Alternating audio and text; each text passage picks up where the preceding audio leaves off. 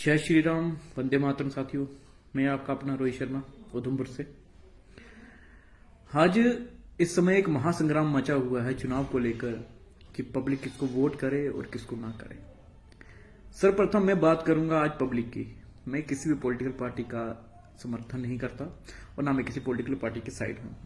हाँ, मैं बात करूंगा सिर्फ पब्लिक की, पब्लिक हित की, अपने जम्मू हित की।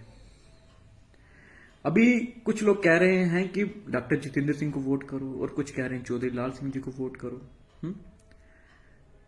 तो क्या हमें सच में भाजपा को वोट देना चाहिए?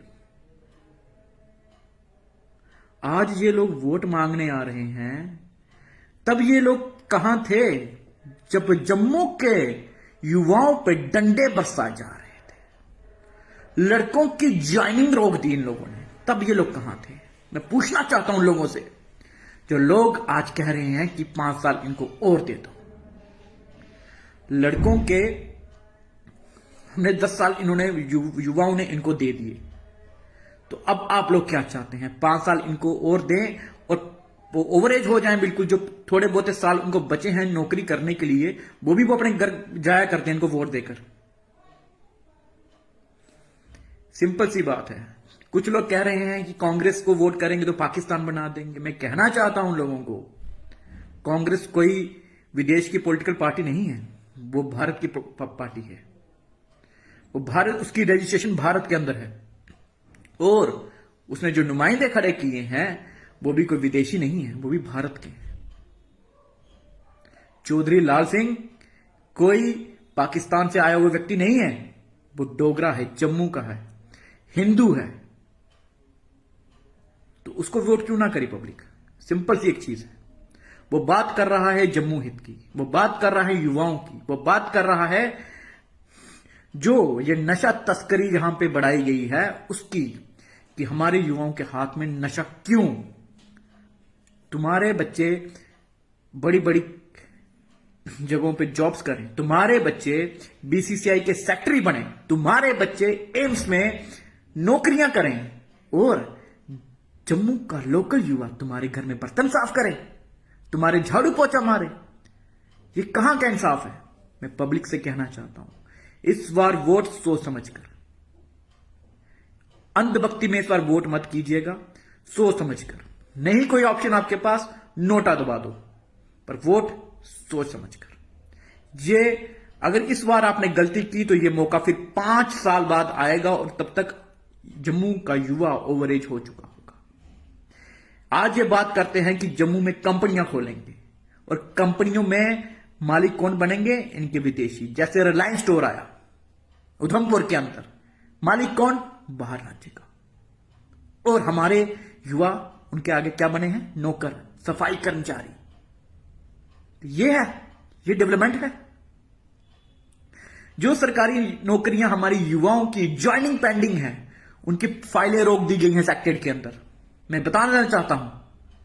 और ये कहते हैं कि हम युवाओं के लिए सोच रहे हैं। ये कुछ नहीं सोच रहे हैं युवाओं के लिए, ये युवाओं को सिर्फ खज्जल करने के बारे में सोच रहे हैं। मैं फिर कह देना चाहता हूं, 5 साल अगर इनको और दे दिए तो ये बिल्कुल युवाओं को तहस नहस कर देंगे, जम्मू का यूथ को बर्बाद कर देंगे पूरी तरीके से।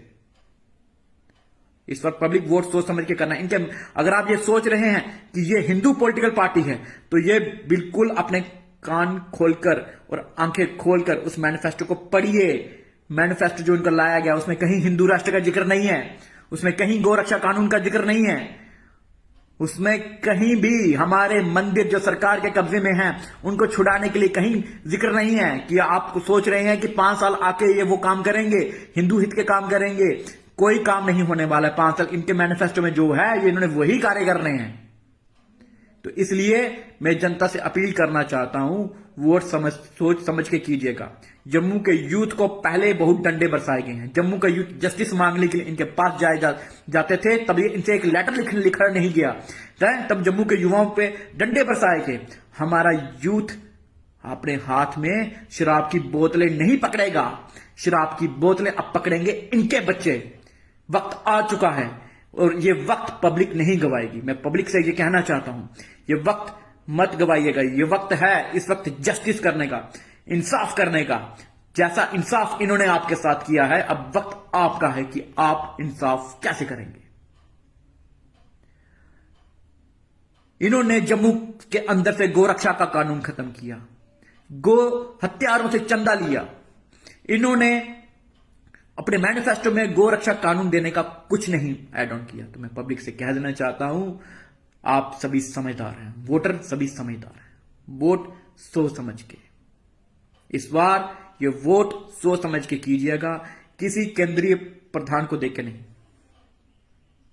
वोट अपने नुमाइंदे को देखकर कि आपका नुमाइंदा, आपका कैंडिडेट क्या आपकी बात पार्लियामेंट में जाके करेगा या नहीं करेगा, आपकी पब्लिक की डिमांड आपके पार्लियामेंट में जाके करेगा या नहीं करेगा, या फिर वो ही आपने शख्स ढूंढ रहे हैं जो दिल्ली जाकर कहते थे कि जम्मू की पब्लिक बहुत खुश है, बहुत खुश है। तो अब ये इस चुनाव में आपने बताना है कि आप कितने खुश हैं। अगर इस बार आपने गलती दोहरा दी तो फिर आपको 5 साल।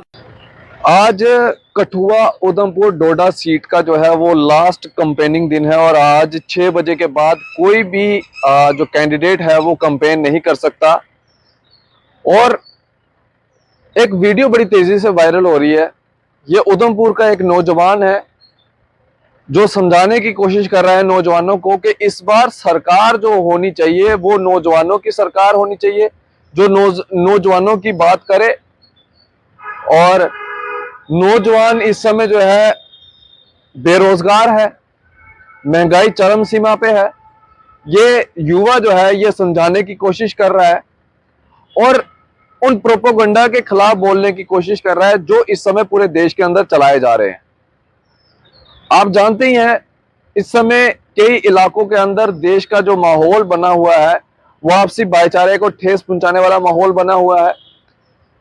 जब भी इलेक्शंस आती हैं तो भाईचारे को खराब करने की जो है वो कोशिश की जाती है। इंडिया पाकिस्तान, हिंदू मुस्लिम ये सब किया जाता है और यही चीज जो है ये शख्स समझाने की कोशिश कर रहा है। इस समय इस वीडियो को जो है वो जम के हर शख्स जो है वो शेयर कर रहा है और जो इसका संदेश है हमने ये सोचा कि द न्यूज़ नाउ के माध्यम से जो है ये संदेश आप तक भी जो है वो पहुंचाया जाए। अब ये आपके ऊपर है कि आपने किसको वोट करना है, किसको नहीं करना है, यह आपकी अपनी मर्जी है, क्योंकि वोट करना आपका सिद्धाधिकार है और आप अपनी मर्जी से वोट कर सकते हैं। लेकिन जो इस लड़के का मैसेज है, जो इस नौजवान का मैसेज है, वो भी बताना आपको जो है वो काफी ज्यादा जरूरी भी है। आप इसी तरह से बने द न्यूज़ नाउ के साथ। मुझे दीजिए इजाजत। आदाब व अस्सलाम वालेकुम।